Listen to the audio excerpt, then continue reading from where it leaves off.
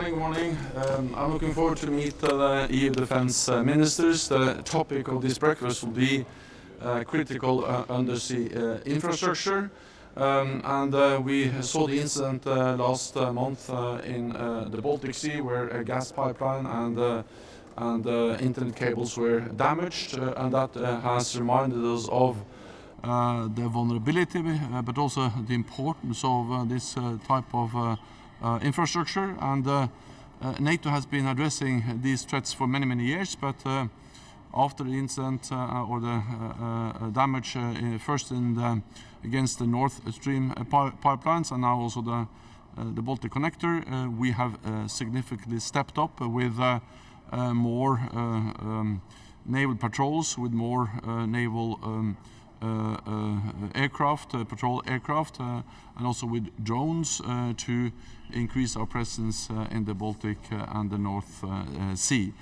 We have also established, or we're in the process of establishing, a new center at our Maritime Command in the United Kingdom to better coordinate the efforts of allies, to work with partners, to work with the European Union, but also to work with the private sector to better share information and to ramp up what we do to protect the critical undersea infrastructure.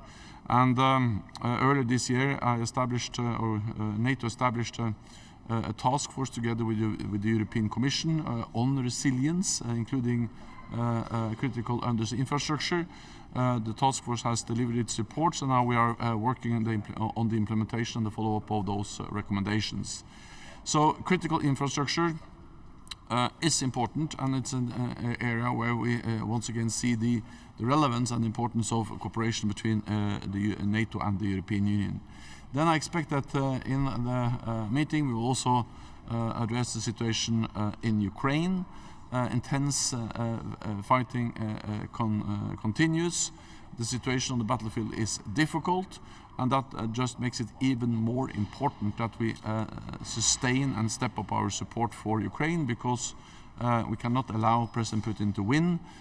Ukraine must prevail as a sovereign independent nation in Europe, and it's in our interest to support Ukraine. Secretary General, rumor has it that some of Ukraine's allies, partners, would like them to start talking to the Russians. Do you think that Ukraine should seek negotiations with the Kremlin? It's for Ukraine to decide on what are acceptable conditions for negotiations, and even more important, what are acceptable conditions for any agreement. The responsibility of NATO allies is to support Ukraine, to defend itself, because this is also in our interest to show that we are standing up for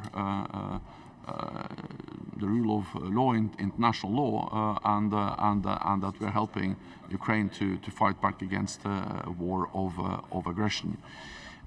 Wars are unpredictable. No one can say how and when this war ends. What we can say is that the likelihood for an acceptable negotiated outcome increases the more military support we provide to Ukraine. Because so far we have seen no real will from President Putin to negotiate an acceptable solution for Ukraine. So the only way to get there is to convince President Putin that he will not win on the battlefield, and the only way to get to achieve that is by strengthening the military capacity of Ukraine by providing support. So if we want a negotiated solution, the way to reach that, to get there, is military support to Ukraine. Secretary General. Thank you. So while the EU countries are still trying to figure out how to reach the 1 billion target that they promised for March 2024, Russia is actually being delivered enough ammunition from North Korea immediately. What does it mean for the situation on the ground? What does it mean for Ukraine? Well, NATO allies are stepping up also when it comes to production. This is something we started to address last summer, and allies from the United States, United Kingdom, but also the EU allies, Germany and many others, are now increasing production. I just visited Germany over the weekend, and I'm encouraged by the messages that they are producing more, but also investing in increased production capacity. And of course, the biggest ally is the United States, which has already made big investments in increased capacity. What we are doing from the NATO side is that we are working with the industry. We had the NATO Industry Forum last month in Stockholm. We are also joining forces among NATO allies. We have something called joint procurement, which is organized by the NATO Support and Procurement Agency. They have already in place what we call framework contracts for 2.4 billion, and out of them 1 billion already in firm contracts. So NATO allies are delivering support, are ramping up production in many different ways, but we push this also from the NATO side. And during my visit to Germany this weekend, they announced significant increased support to Ukraine, so it shows that allies are actually stepping up.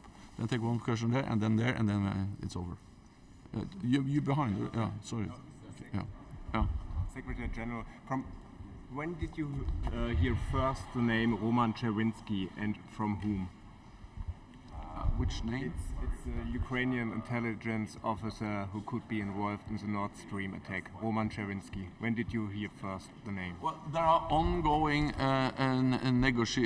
investigations, national investigations, and I will not comment on them.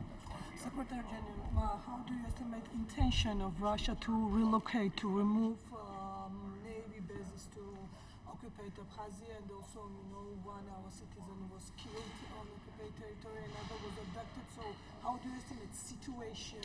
So we strongly support territorial integrity and sovereignty of Georgia, and of course we don't accept that these breakaway territories can be used by Russia to establish military bases. This just once again violates the sovereignty and territorial integrity of Georgia, and it demonstrates how far Russia is willing to go to achieve their military goals in Ukraine, but also that actually they have been pushed on the defensive. The Ukrainians have on the defensive because the Ukrainians have actually been successful in attacking naval facilities in Crimea, and therefore Russia is looking into alternatives, demonstrating actually the achievements that the Ukrainians have made in attacking Russian Navy. Thank you so much. Thank you.